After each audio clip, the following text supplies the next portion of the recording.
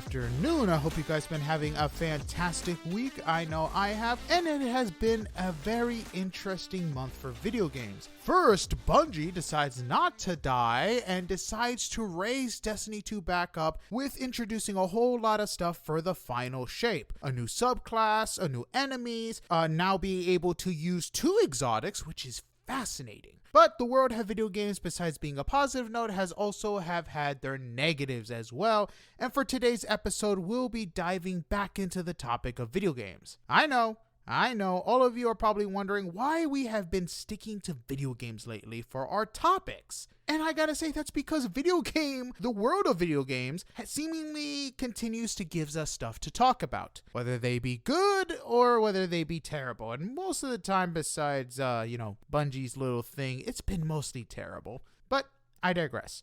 For today, we are going to be talking about video game pricing, particularly asking ourselves if the price matches the quality of the game. In recent years, we've seen video games jump from being $60 to the now standard of $70. And this can be attributed to the rising cost of making video games, as many cost millions and sometimes over $100 million to make. And this is because of the use of cinematics, mostly in AAA games. And not to mention, a lot of these AAA studios are pushing the graphics of these games to the limit of the console or the gaming card. And for those of you on PC using these high-end gaming cards, I can see why you want to buy these things. I mean, they make the video games look beautiful. Heck, I remember seeing a game in 8K. I didn't think that was possible. The screen alone cost $1,000, so the gaming card costing like a few or a couple grand. I mean, I understand you now. I mean, if I had that type of money, I would be doing the same thing.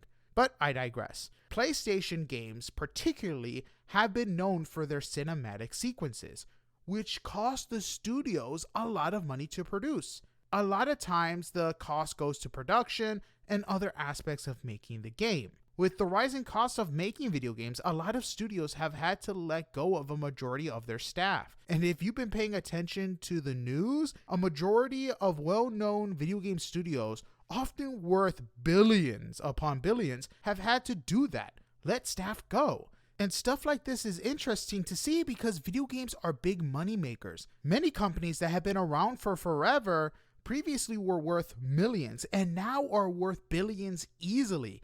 Activision is a prime example of this. And if you would like to know more about the history of Activision, definitely check out one of my episodes where I talk more on the subject. But anyway, with the cost of making video games going up, the gaming companies raise their prices of the video games in response, putting the cost onto the players. Which, not for nothing, for some games, paying more to get quality games is not a problem. It's when companies make terrible games and expect us to pay that high price or make a game and lock features or aspects of the game behind a paywall is where things start to go downhill and create a huge divide. Recently, one company decided to make this interesting mistake and then backtrack this wonderful idea when they started to get hit with a lot of well-earned controversy. And yes, I am talking about Ubisoft's upcoming Star Wars game, Outlaws. When Ubisoft released the pricing for their upcoming single-player game, many players noticed something a bit interesting about the pricing of the game. First, the base game was $70, which of course is the standard, and if you pre-ordered it, of course you get pre-order bonuses, which of course is normal. But if you wanted a higher edition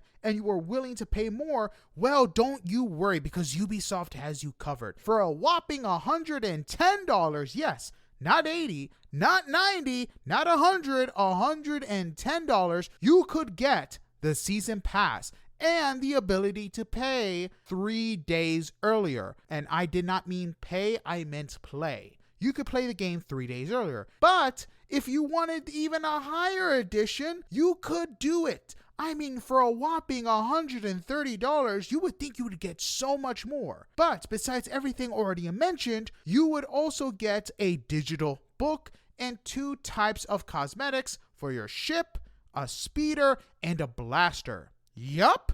For $130, you get everything mentioned before with a digital book and some cosmetics. I don't know what Ubisoft is smoking, but if they want to share with everybody else in the world, that would be fantastic. This is insane. It's a single player game.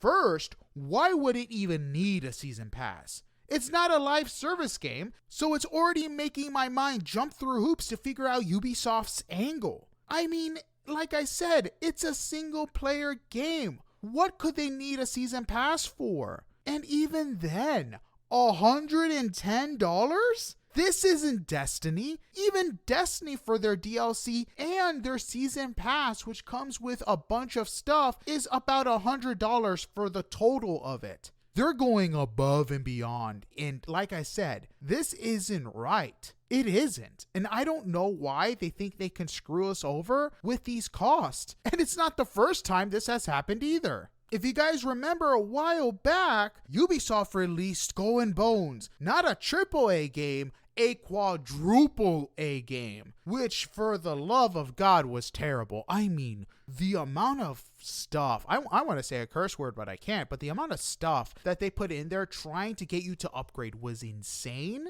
and it was predatory. For a game that was supposed to be Assassin's Creed Black Flag without the Assassins part. I mean, this game was in development for 10 years, and it came out terrible. I mean, I expected more from Ubisoft, especially with them providing us fantastic games in the past, but apparently that's gone. And you know what's even funnier? You only have to wait a couple of months before their pricing drops, because if you guys remember Avatar Frontiers, that game was about the same type of pricing, especially for the Ultimate Edition.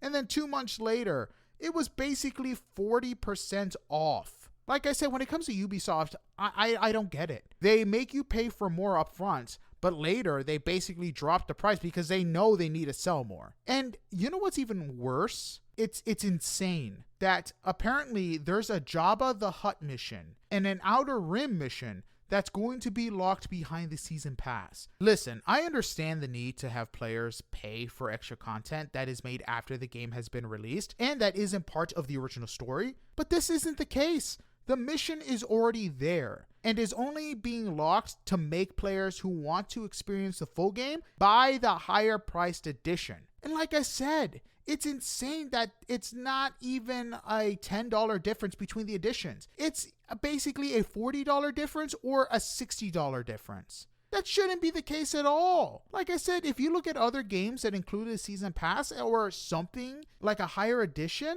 they usually offer more stuff. We don't even know what Ubisoft is going to be offering us. We really don't. So for them to demand that type of commitment or that type of money, especially in an economy that is terrible right now, it just makes me want to see Ubisoft crash and burn. Literally crash and burn. And as stated before, if you look at Destiny 2, you pay $100 and you get the DLC and the season pass. And you get so much more, and it's a live service multiplayer game. I don't know what this is going to do, or if Ubisoft is trying to trick us by saying that Outlaws is not a live service game, because if it turns out that they tricked everybody by saying it's a single player game while in reality it's a live service game, I'm never going to buy another item from their store ever again. Even if they come out with a Tom Clancy like Blacklist or a Splinter Cell game, I'm not going to buy it because they have lost my trust, or they would have. So I'm really hoping that this insanity is temporary. Because like I said, if they make Outlaws into a live service game disguised as a single player game, I'm done. I am seriously done with Ubisoft. Oh, that's not even the best part. I forgot about this. If you don't want to pay to own the game, you can rent it with Ubisoft Plus for $17 a month, and you get everything. You get everything that was talked about before.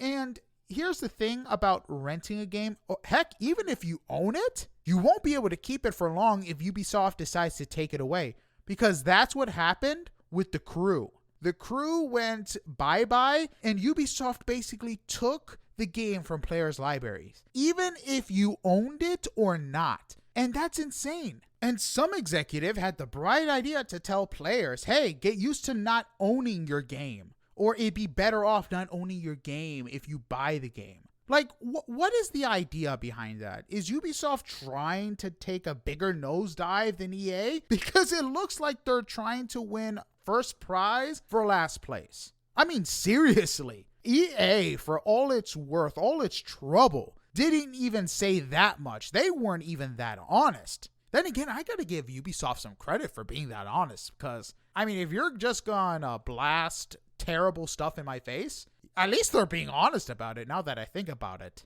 But even with that honesty, players are getting smarter and not instantly paying pre-orders for these types of games at all. Video game companies are now basically having to rely on building trust before anyone goes blindly into pre-ordering a game anymore. And a lot of these companies forget that and basically are burning that bridge, which is not a good idea. Even I don't go buying games or pre-ordering games before I even get a video of gameplay anymore. It's because I've been burned too many times. The only times I actually pre-order a game is from companies that have built my trust. And the studios that have done that are basically Rockstar, 2K Games, Insomniac, Santa Monica Studios, NetherRealm, Naughty Dog, Sucker Punch, Supermassive Games, Asobo Studios, and Guerrilla Games. These are the companies that have earned my trust by making consistently great games.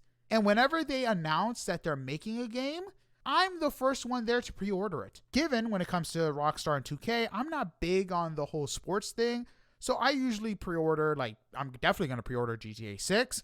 If they make a Red Dead 3, I am going to be the first one in line. But still, and you know why that's going to be the case? It's because these games have built trust. I don't mind shelling out $70, $80, $90 because we're getting an experience.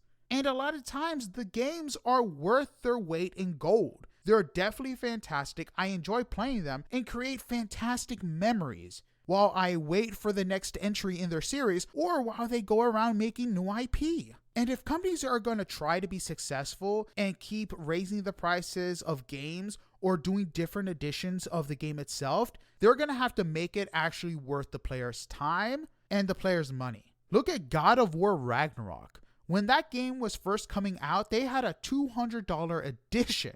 Yeah, $200. But you know what that came with? Besides the actual game, it also came with a couple of statues, a life-size version of Thor's hammer from God of War, a dice set, a map, and a bunch of other stuff. Like, they literally said, if someone's going to be paying us $200, we're going to make it worth it. And they did. I only wish I was able to get the $200 edition. I was this close from getting it, but it sold out. And as when I went to look again, you had a bunch of people selling it for more than $200. And at that point, I was like, I just want to play the game. I really want to play the game. I wish I had the dice set. I wish I had Thor's hammer. But of course, that didn't happen. It sucks, but that's life. And it's kind of ironic. Before complaining about paying $130, well, here I'm talking about wanting to buy a $200 edition. But you know what the difference is? One studio has my trust and actually has bang for their buck. The other one gives us a digital book. Yeah, not much bang for your buck there, is there?